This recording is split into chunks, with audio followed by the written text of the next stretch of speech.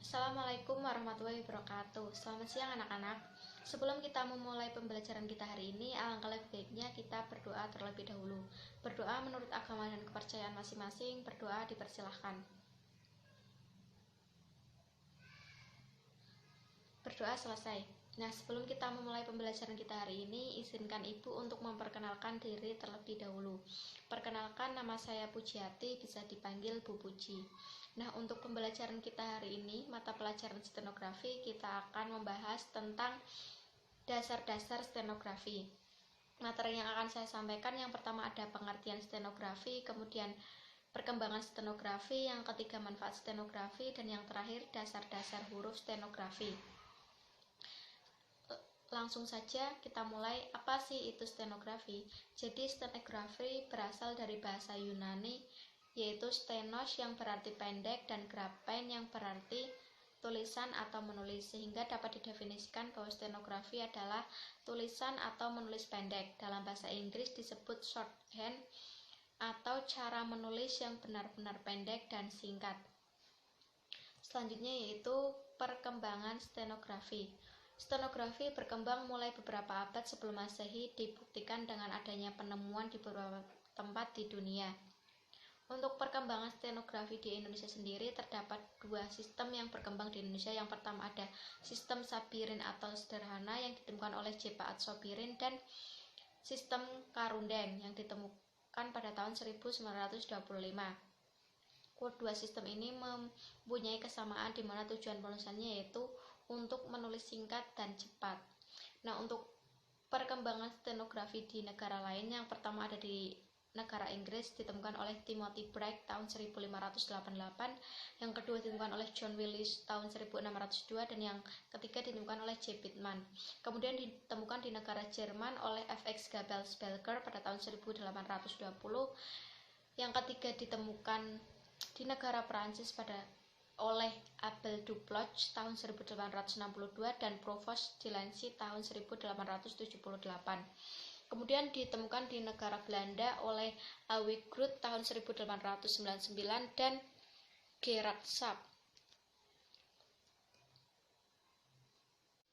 Selanjutnya yaitu manfaat stenografi. Tentunya stenografi sangatlah bermanfaat atau memberikan effort yang baik bagi kita ketika kita terjun ke dunia kerja. Sebagai contohnya ketika kita menjabat sebagai sekretaris ataupun notulis suatu rapat atau pertemuan.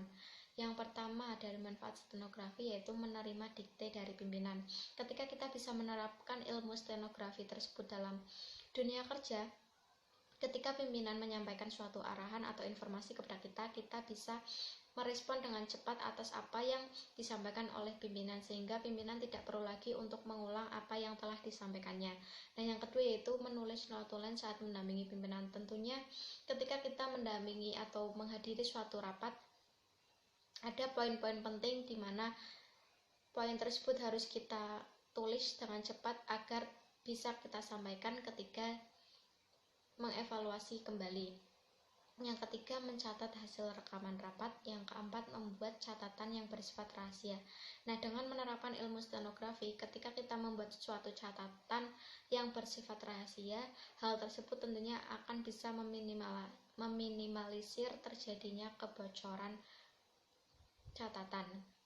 Yang kelima, mewawancarai seseorang untuk menulis berita. Yang keenam, menulis pesan telepon dan sebagainya. Ketika kita sebagai sekretaris menerima suatu telepon dan si penelepon memberikan suatu informasi atau arahan, tentunya kita bisa menulis dengan cepat informasi tersebut dan semua informasi yang disampaikan dapat tertangkap semua.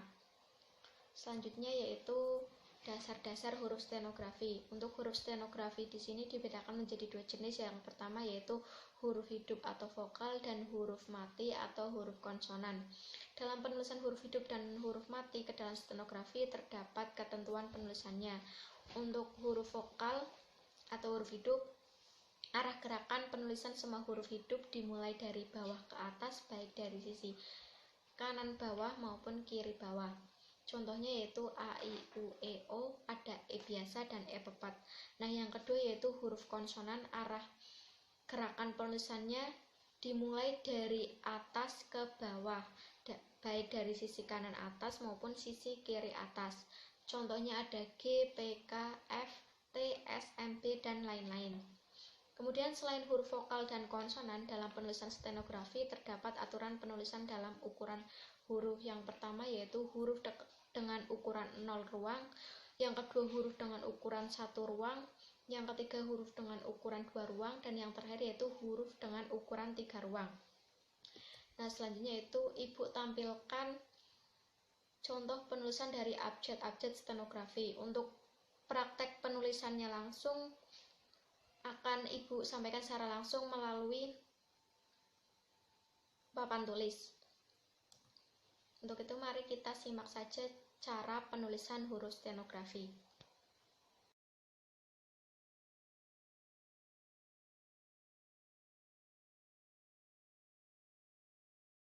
Di sini saya akan mempraktekkan cara penulisan untuk huruf vokal dan huruf konsonan terlebih dahulu. Huruf vokal kan ada huruf A, I, U, E, O.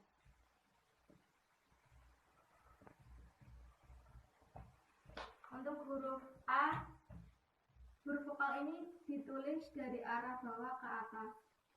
A, 1 ruang. Kemudian huruf I agak tegak tapi dari bawah, tetap dari bawah dengan ukuran 2 ruang. Kemudian A, I, U. U hampir sama dengan huruf A tapi dengan ukuran 2 ruang. Kemudian huruf E biasa kita tulis 0 ruang. Kemudian E pepet tegak dari bawah 1 ruang. Kemudian untuk huruf O seperti huruf E biasa tapi agak panjang dengan ukuran 0 ruang. Jadi kalian bisa menghafalkannya seperti ini. Huruf vokal terlebih dahulu, kemudian hafalkan huruf konsonan. Jadi untuk penulisan selanjutnya yaitu penulisan huruf konsonan atau huruf mati. Untuk huruf konsonan sendiri kita tulisnya dari arah atas ke bawah, kebalikannya dari huruf vokal. Nah, huruf konsonan di sini selain huruf A, I, U, E, O, Ibu ambil contohnya huruf G. Untuk huruf G kita tulis dari atas, kiri atas ke bawah dengan ukuran 2 ruang.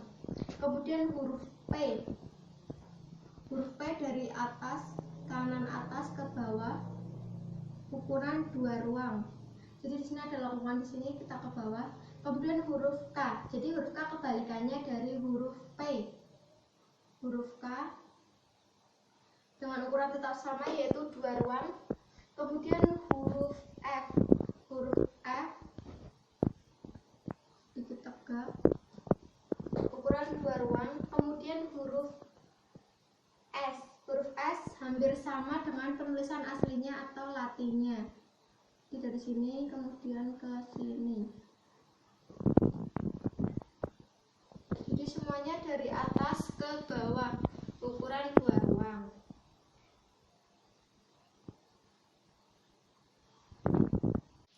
Baik, untuk penulisan selanjutnya ada huruf 0 ruang. Huruf yang pertama, huruf ukuran 0 ruang. 0 ruang. Contohnya yaitu ada huruf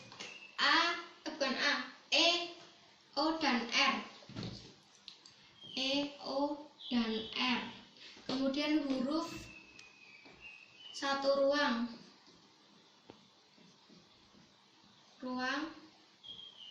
Contohnya ada huruf A,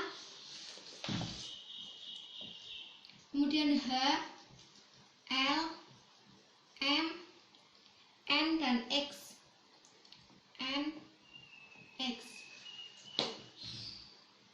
Yang ketiga untuk huruf 3 ruang. Kan tadi sudah saya contohkan yang 2 ruang. Kalian bisa pelajari lagi di modulnya. Untuk cara penulisannya tetap sama. Untuk huruf vokal dari bawah ke atas, huruf konsonan dari atas ke bawah. Untuk huruf 3 ruang contohnya ada 4. F, kemudian V atau W itu hurufnya sama, kemudian Y dan Z. Silahkan kalian pelajari sendiri untuk penulisannya. Dari ukuran 0 ruang, 1 ruang, kemudian 3 ruang. Ibu rasa cukup untuk pembelajaran kita hari ini.